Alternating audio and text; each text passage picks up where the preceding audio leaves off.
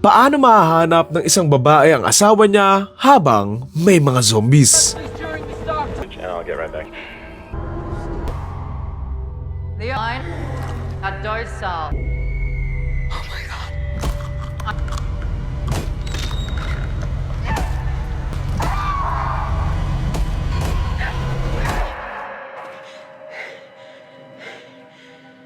Tungkol ito kay Eva na hanap nga sa asawa niya matapos nga itong magpunta sa isang isla kung saan may mangyayaring malaking aksidente.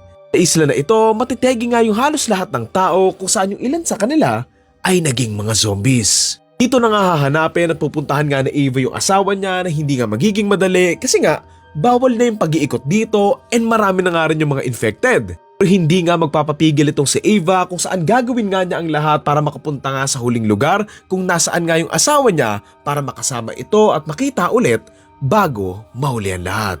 Title ng movie, We Bury the Dead. Wawa si Maloy dito naging zombie. May disappointed about this film? Siguro nung first half hindi, pero doon sa second half, lalo na nga doon sa third act, medyo.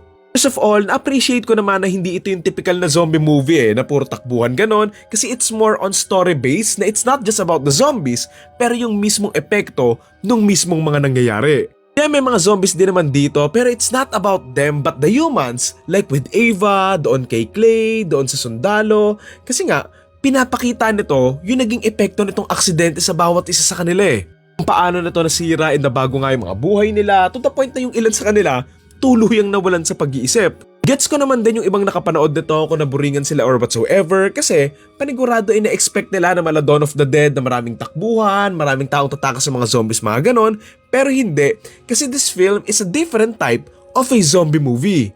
And that's okay lang naman for me kasi it's a different take given na paulit-ulit na rin naman yung ganong klase nga ng mga zombie movies na group of people na kailangan makasurvive tapos isa-isa sila mga magiging zombies ganon. So at least dito naman, they tried to do something different. Nga lang talaga medyo naging makalat and kulang nga yung story to support the movie na sa dulo, hindi maganda yung payoff through all that journey For me din, sana mas naging creative pa nga sila doon sa journey nga ni Eva, papunta nga doon sa resort kung nasaan nga yung asawa niya kasi parang wala lang.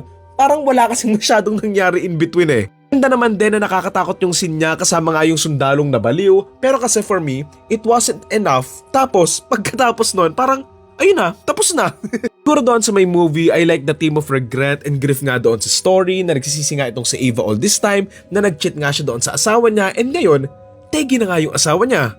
Kakalungkot pa nga doon, in the end, malalaman nga din niyang ginagawa din pala yun ng asawa niya and doon na nga siya tuluyang nag-let go nga. Ganda naman yung message ng film pero marami lang talagang butas na pagdating sa dulo mapapasabi ka na lang ng yun na yun.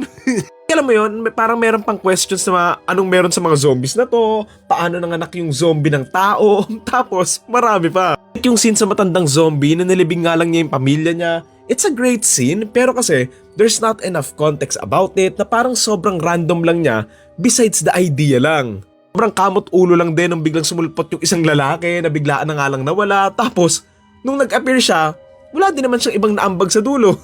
Ayun, again, I like the effort in doing something different pero story-wise, ang daming plot holes and the ending didn't land for me na hindi niya na-justify yung journey na part just for that kind of ending. Feeling ko is ito sa mga movie that they tried too much and too less at the same time kaya yung final product nila hindi rin malinis. Get it na isa tong drama zombie movie and sa zombie okay lang na wala na konti lang.